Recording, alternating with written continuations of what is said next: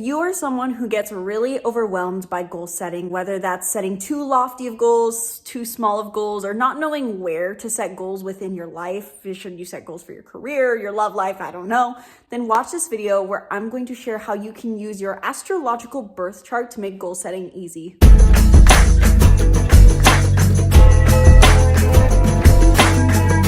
Hello and welcome back to the channel. I'm Isabelle, your spiritual rebel friend, and today we are talking about using your astrological birth chart as a quick and simple tool for goal setting. This is something that I've personally started using as not just a goal setting tool, but as an introspective tool to simply analyze what I want for each area of my life. And I'm going to teach it to you as fast as possible. In today's video specifically, I'm going to share what exactly our birth chart is, how it plays into goal setting, and how to start using it in application to goal setting specifically. So before I dive into today's video, before we get any further into how exactly I use my birth chart for goal setting, be sure to book a reading in the link in the description below. If you want to dive deeper into this topic, if you want help with your goal setting, manifesting, succeeding in certain areas of your life using your chart, sky is the limit with these readings. Book a reading down below. I offer 30-minute horoscope readings and 1 hour full in-depth birth chart, astrology, personology readings. Link is in the description below. Learn more down below. Drop a comment if you have any questions. So first and foremost, how exactly does our birth chart affect us and why does it play into goal setting? I do want to recap exactly what the concept of a birth chart is to explain better why it helps us with goal setting and then how exactly we use it for goal setting. If you're looking at a birth chart wheel, which hopefully I'll remember to put on the side here, but maybe I won't, we see that everything works in a circle. It is a wheel after all, but what is often not remembered, or sometimes what we forget, is that we are the center of that circle. That little circle that you see on a chart with the X in the middle or sometimes a dot, that is supposed to represent us. We are the center of our universe, and this is how everything around us affects us. And I wanted to recap that and explain that because I think oftentimes we get pulled into feeling like we are certain placements or that they have an authority over us, or becoming this feeling of imbalanced because we're leaning heavily into certain traits, such as people being like, oh my gosh, I'm just such a Pisces moon. It has a chokehold on my life. Or my sun in Capricorn just never gives me a break on setting goals. Or my South Node is always changing my life. Point being, while these traits are all part of us, while our planetary placements indicate these parts of us, in the end, what we're symbolically seeing with the birth chart wheels that this is our center. We are our own center, and this is how everything appears to us. These are our filters for reality, and they're supposed to give us this idea of what we need in certain areas of life. And that is because if we're looking at a birth chart wheel, we can see that it's divided up like a pie, unless of course you don't know your time of birth, and then this whole video is kind of irrelevant to you.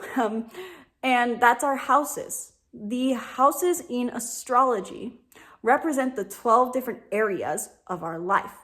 And that is how we filter and refine the energies of the stars to put them into practical application for our lives. That's the whole, in a sense, reason that we look to the stars, is to understand how is this applying to my life. The houses are a layer of further refinement that can help us understand how to apply these energies to our lives.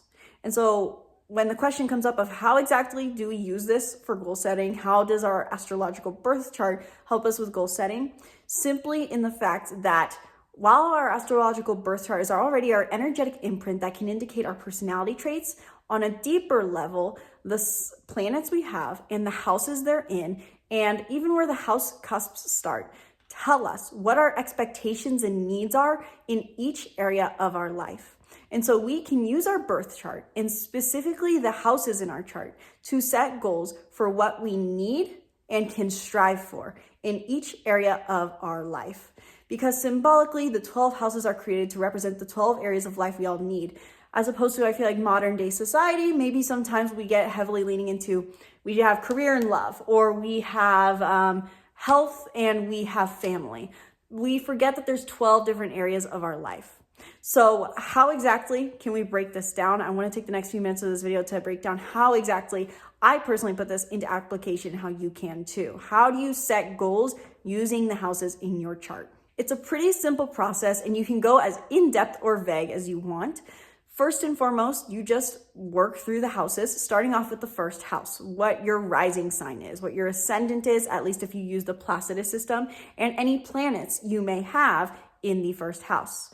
How I usually do this, and I wish I had my notebook on me, is I go, okay, I'm a rising in Sagittarius with a Pluto in a Sagittarius in my first house. So I write out in my journal, first house Sag, Pluto Sag. Now, what does this tell me I need with my relationship with myself?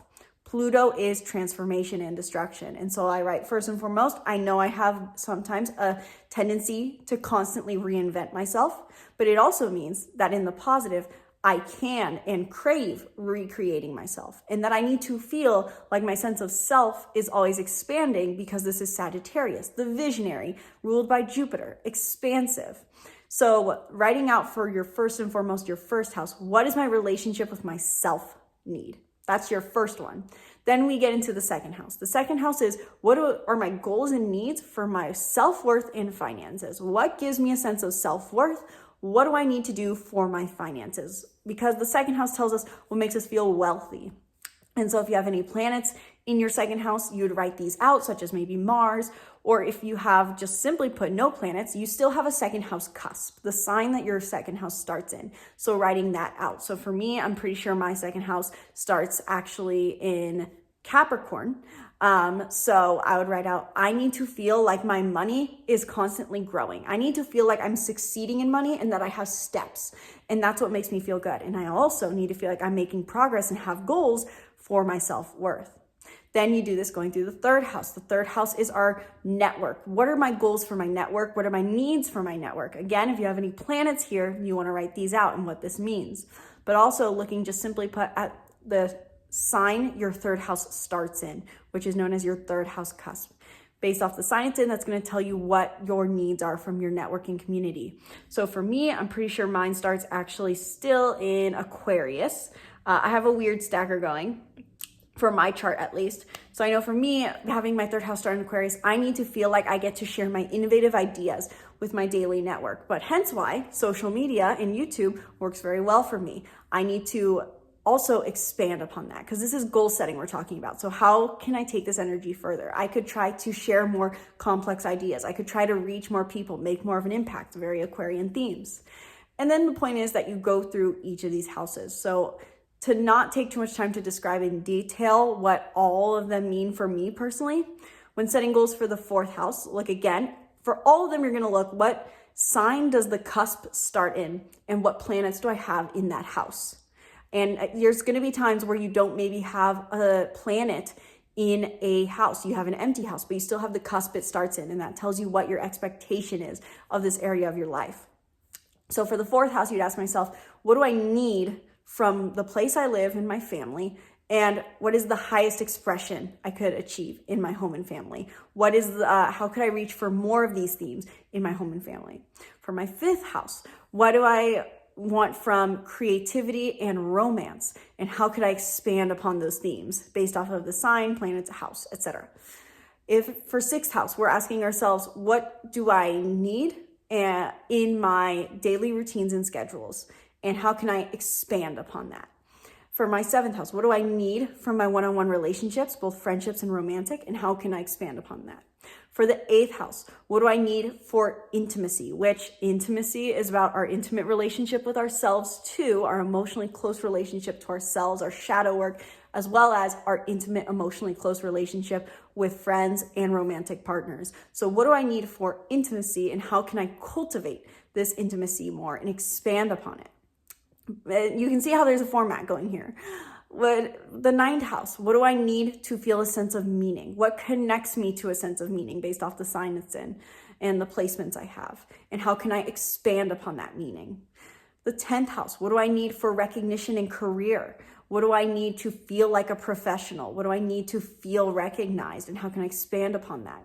The 11th house, what do I value in a community and for a sense of purpose? And how can I expand upon that in my community and how I pursue purpose?